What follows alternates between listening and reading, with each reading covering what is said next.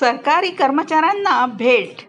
या कर्मचाऱ्यांचे होणार डबल प्रमोशन. तर ते डबल प्रमोशन काय आहे आणि कोणाचे प्रमोशन होणार आहे ते आपण पाहूयात. तर खूप वर्षापासून कर्मचारी प्रमोशनची वाट पाहत आहेत.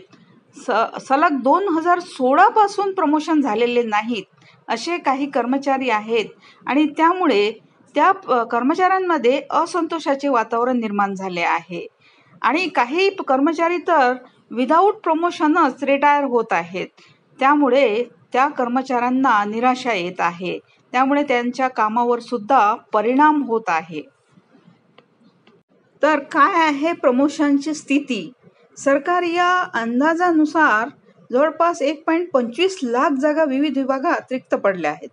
सरकारचा असा विचार चालू आहे की ज्या खुल्या जागा आहेत त्यामध्ये कर्मचाऱ्यांना पदोन्नती देण्यात यावी.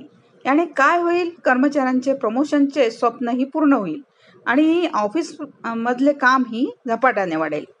आता कोणते कर्मचारी पात्र असणार याबद्दल पाहूया. तर ज्यांचे प्रमोशन 2016 पासून नाही झाले किंवा ज्या कर्मचाऱ्यांनी 5 वर्ष किंवा त्यापेक्षा अधिक सेवा केली आहे, ज्या कर्मचाऱ्यांनी इमानदारीने काम केले आहे, त्यांच्यावर कधीही कुठल्या प्रकारची कारवाई झाली नाही असे कर्मचारी पात्र ठरतील. तसेच डबल प्रमोशन म्हणजे नेमके काय?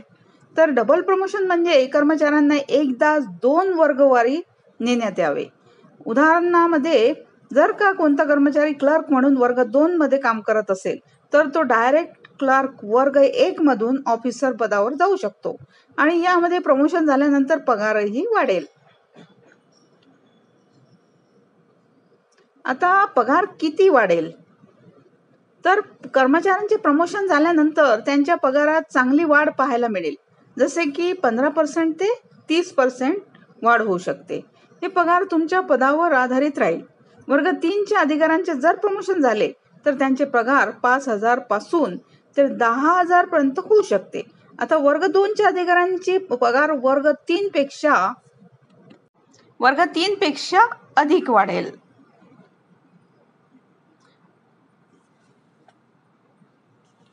प्रमोशनची प्रक्रिया कशी केली जाईल? तर सरकारने यासाठी एक समिती स्थापन केली आहे. चाचणी नोंदी, कर्मचाऱ्यांच्या सेवा पुस्तिका आणि ACR तपासणे, क्षमता मूल्यांकन मीन्स शैक्षणिक पात्रता, सेवाचा कार्यकाळ इत्यादींचे विश्लेषण आणि यादी तयार करणे, प्रमोशनसाठी योग्य उमेदवाराची यादी तयार करणे. तसेच कधीपासून मिळणार प्रमोशनचा फायदा? तर मुख्यमंत्र्यांनी आत्ताच सांगितले आहे की 12 महिन्यांच्या आत संपूर्ण प्रक्रिया पूर्ण केली जाईल. काही विभागामध्ये अगोदरच आदेश. ज्या कर्मचाऱ्यांचे प्रमोशन लांबवण्यात आले आहे त्यांना डबल प्रमोशन देण्यात येईल. कोणत्या विभागात होणार प्रमोशन? तर शिक्षण विभाग, महसूल विभाग, पंचायत आणि ग्रामीण विकास, सार्वजनिक बांधकाम विभाग, आरोग्य विभाग, नगरपालिका आणि नागरी प्रशासन विभाग या विभागांमध्ये कर्मचाऱ्यांचे प्रमोशन केले जाणार आहे. आता कर्मचाऱ्यांची काय दिली प्रतिक्रिया? तर अनेक कर्मचाऱ्यांना हा निर्णय योग्य वाटत आहे, तरी काही कर्मचारी या निर्णयामध्ये नाराज आहेत. कर्मचाऱ्यांचे म्हणणे आहे की आमच्याबद्दल सरकारने चांगला विचार केला आहे. हा निर्णय एक ऐतिहासिक निर्णय आहे. कर्मचाऱ्यांचे मत आहे की लवकरात लवकर ही प्रक्रिया पूर्ण करावी. थँक्यू.